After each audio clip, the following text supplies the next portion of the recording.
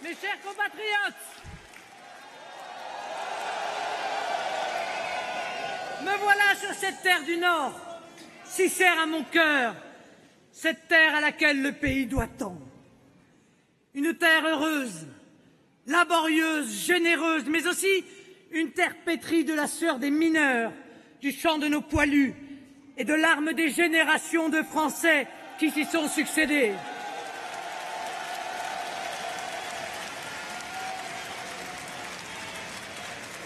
Une terre qui, comme toujours dans notre histoire, debout face au vent du doute, dans l'adversité s'est tenue impassible, stoïque, héroïque.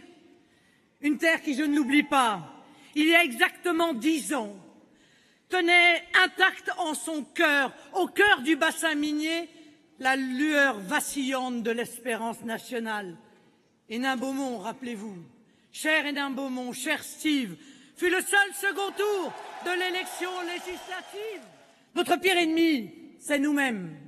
C'est le doute qui s'instille en nous, Français, sur notre capacité à décider pour nous-mêmes, sur notre capacité à affronter par nous-mêmes le monde, la mondialisation, les attaques de ceux qui, comme l'islamisme, souhaitent nous asservir.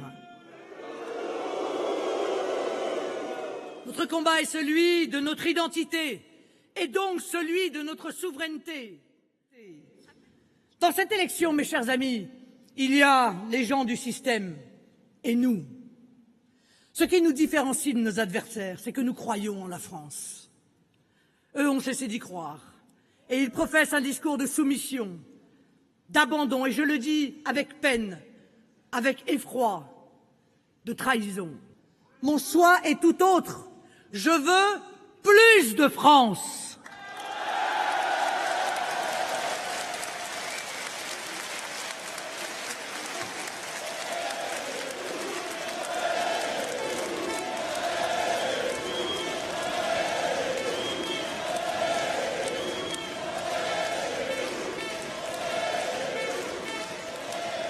Je veux retrouver notre souveraineté nationale, c'est-à-dire notre liberté et notre indépendance. Comme présidente de la République, je veux que notre Constitution retrouve sa signification, toute sa signification. Je ferai une application de l'article 1er qui nous rappelle cette règle essentielle. La France est une république indivisible, laïque, démocratique et sociale.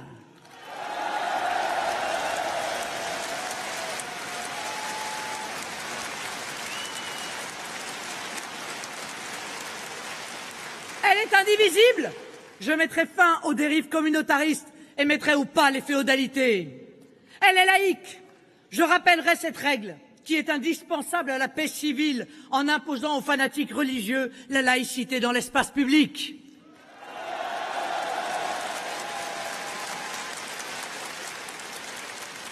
Elle est démocratique.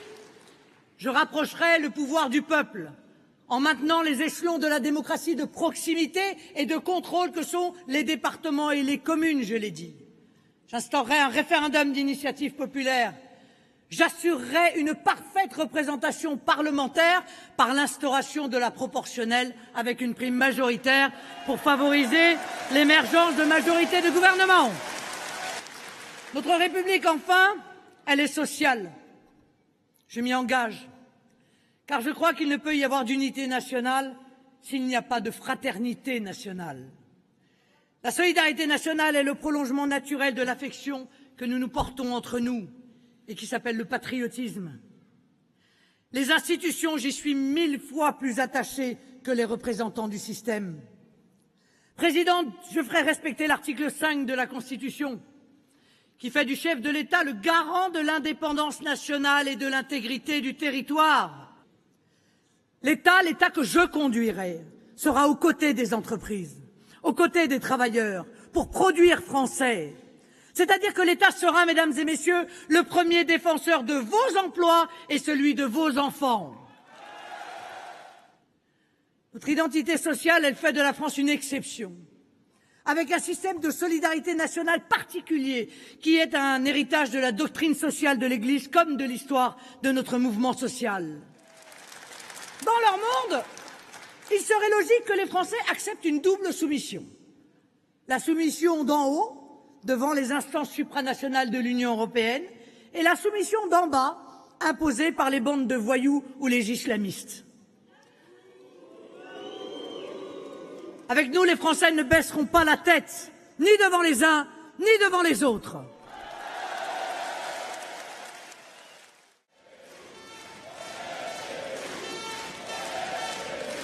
Oui, mes chers compatriotes, mon message est un appel à l'émancipation, à la libération, un appel à la rébellion contre les féodalités qui veulent nous placer sous le joug du tout économique ou du tout religieux. Un appel à tous les patriotes à se regrouper derrière notre drapeau, nos valeurs, notre fierté retrouvée pour relever notre peuple et revivifier notre esprit national. Nous pensons que la culture fait notre humanité, qu'elle nous rapproche de nos compatriotes qui la partagent, mais aussi qu'elle nous rapproche des autres cultures en nous permettant de les apprécier pleinement. Lorsque le mondialisme hédoniste fait le vide dans les têtes, le totalitarisme islamiste n'a plus qu'à les remplir.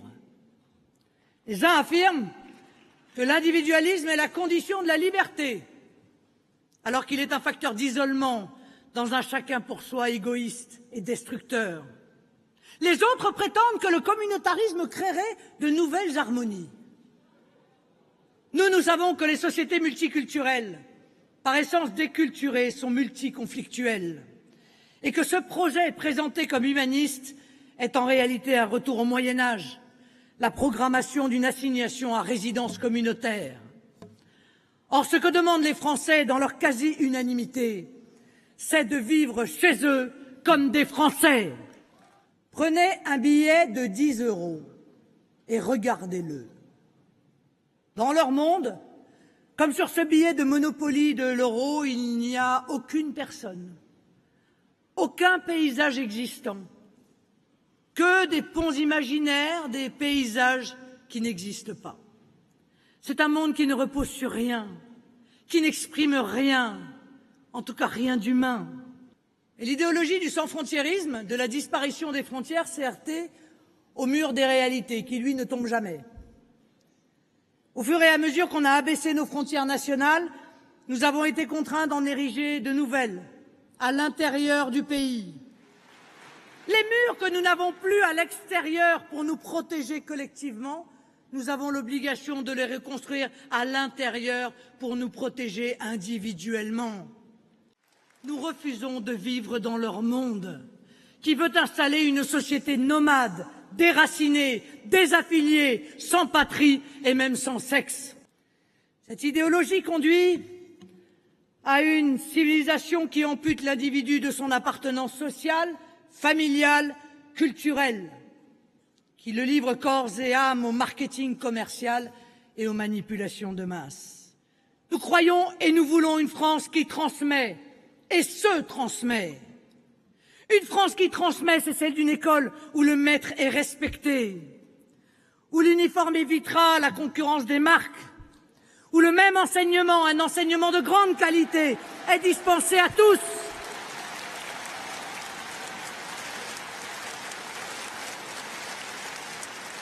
Une école où les savoirs élémentaires, lire, écrire, compter, sont au cœur du projet éducatif. Une école où tous les enfants apprennent à aimer et à respecter la France.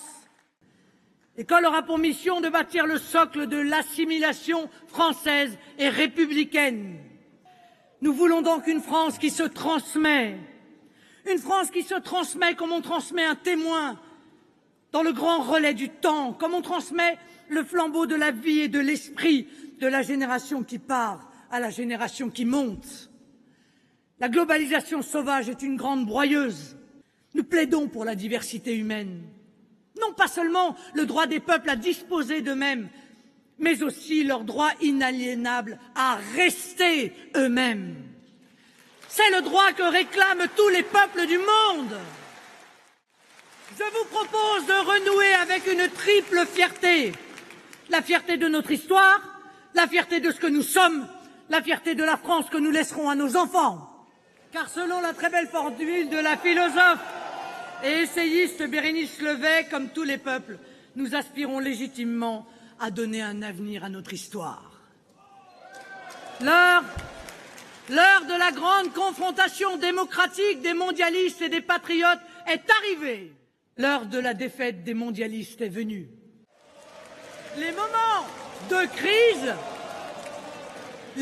de crise produisent un redoublement de vie, disait Chateaubriand. Eh bien, l'histoire se vérifie. Sous la botte soviétique, les dissidents étaient minoritaires, on les montrait du doigt. Ils pratiquaient les samizdat, ces petits journaux clandestins, vous savez, bien, ils sont aujourd'hui majoritaires. Le grand Solzhenitsyn disait « Les dissidents, il entendait par là les défenseurs des forces morales et patriotiques, sont à l'Est, ils vont passer à l'Ouest. » Sa prophétie s'avère.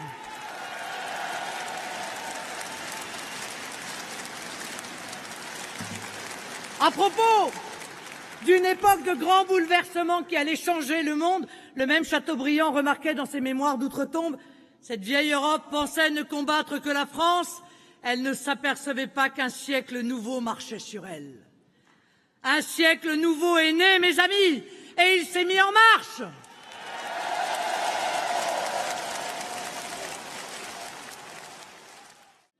Nous allons vivre 3 événements majeurs. L'Union européenne va mourir. Nous allons remettre l'Europe en ordre, en la fondant sur les coopérations, en respectant la liberté et la souveraineté de chaque nation. Deuxièmement, la fin de la mondialisation sauvage est engagée. Nous nous inscrivons dans ce mouvement du monde avec ce que nous avons appelé la révolution de la proximité. Enfin, le multiculturalisme est démasqué. Le choix que nous avons à faire dans cette élection est un choix de civilisation. Vous le percevez. Si nous empruntons la voie du mondialisme, nous irons d'abord vers l'isolement individuel, vers la servitude de l'esclavage économique ou la servitude communautariste. Ce choix sera difficilement réversible. Si nous choisissons la patrie, comme je vous le propose, c'est tous ensemble, c'est tous unis que nous affronterons les défis de la mondialisation, de l'islamisme, du terrorisme. Nous vivons un grand mouvement du monde, où les puissants d'hier sont congédiés, comme M. Hollande, isolés, comme Mme Merkel, sanctionnés, comme M. Cameron. Dans le monde nouveau qui arrive, le monde où les patries ou non-patries sont réhabilitées, où les peuples retrouvent le pouvoir, où les oligarchies sont remises à leur place, les représentants de l'ordre ancien ne sont déjà plus entendus. J'ai rencontré le président libanais Michel Aoun. J'ai rencontré le président Idriss Déby, le chef de l'État tchadien. J'ai rencontré le président russe Vladimir Poutine. J'ai trouvé de vrais hommes d'État, des hommes d'État réellement engagés dans une lutte implacable contre le terrorisme, des hommes d'État conscients que pour la paix sur tous les continents, nous devons aller vers un monde multipolaire respectueux des peuples, respectueux des États, respectueux de la diversité humaine et donc respectueux de l'homme. L'insurrection démocratique des peuples est en marche, aux États-Unis, en Grande-Bretagne, en Italie, en Inde et finalement partout dans le monde. Les patriotes parlent la même langue. Ce grand mouvement planétaire qui invite les peuples à la fierté et au respect, à l'équilibre et à la réalité, à la liberté et à la coopération, nous appelle, nous, Français, à le rejoindre. Parce que la France est grande, parce que la France a fait de la liberté son idéal. La France y a un rôle majeur et même moteur à y jouer. Nous ne nous déroberons pas. Nous avons rendez-vous avec l'histoire. En avant! Vive les peuples du monde! Vive le peuple français! Vive la République! Vive la France!